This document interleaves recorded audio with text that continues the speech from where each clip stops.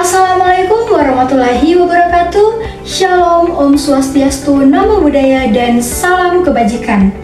Halo semuanya, perkenalkan nama saya Elsa Everlia Istia Puajole dengan NIM A11124034 dari Prodi Pendidikan Bahasa dan Sastra Indonesia. Nah, di video kali ini saya akan menjelaskan secara singkat tentang perkembangan 5 kurikulum yang pernah digunakan di Indonesia. Video ini saya buat untuk memenuhi ulangan akhir semester pada mata kuliah telak kurikulum dan buku teks bahasa Indonesia. Jadi, simak videonya ya. Pendidikan merupakan kompas yang mengarahkan masa depan kita. Namun, arah pendidikan kita tidak pernah berhenti untuk beradaptasi.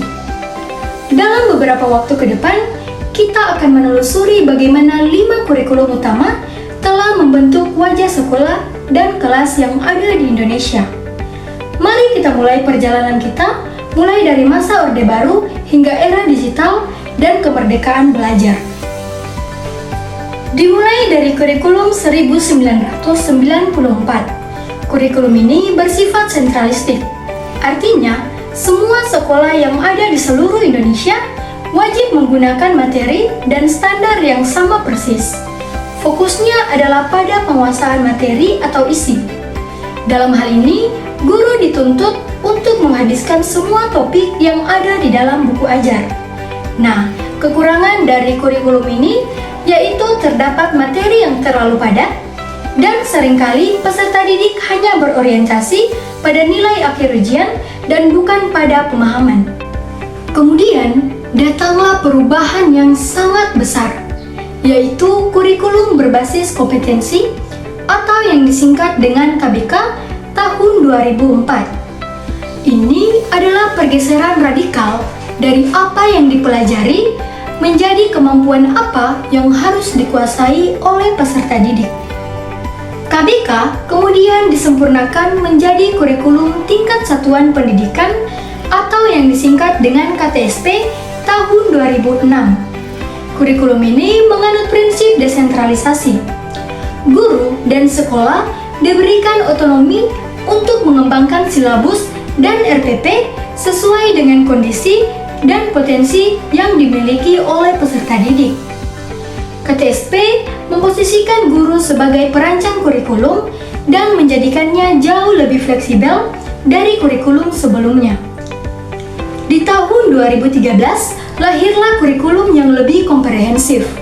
Ke-13 menyatukan 3 ranah penting dalam pendidikan, yaitu sikap, pengetahuan, dan juga keterampilan. Nah, fitur utamanya adalah pendekatan saintifik. Siswa didorong untuk mengamati, menanya, mencoba, menalar, dan juga mengomunikasikan. Pembelajaran tidak lagi hanya sekedar ceramah saja, tetapi juga sudah berbasis aktivitas. Selain itu, kurikulum 2013 juga memperkenalkan penilaian otentik, di mana penilaian bukan hanya dari hasil akhir saja, tetapi juga melihat proses yang sudah dilalui oleh siswa, termasuk penilaian sikap oleh guru, teman, dan juga diri sendiri. Meskipun sempat menjadi perdebatan karena padatnya integrasi mata pelajaran, kurikulum 2013 ini berhasil menanamkan pentingnya pembelajaran yang aktif dan juga terpadu.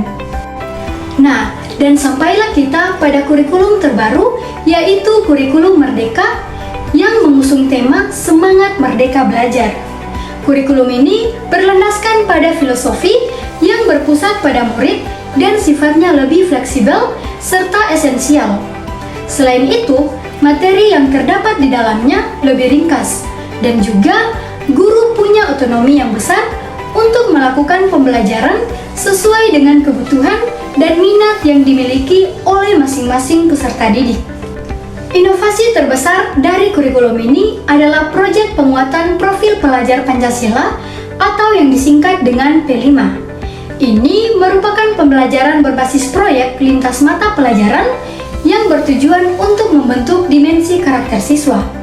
P5 tidak hanya memastikan siswa cerdas secara akademik saja, tetapi juga memiliki karakter yang kuat seperti beriman, mandiri, dan juga bernalar kritis sebagai bekal untuk hidup di masyarakat.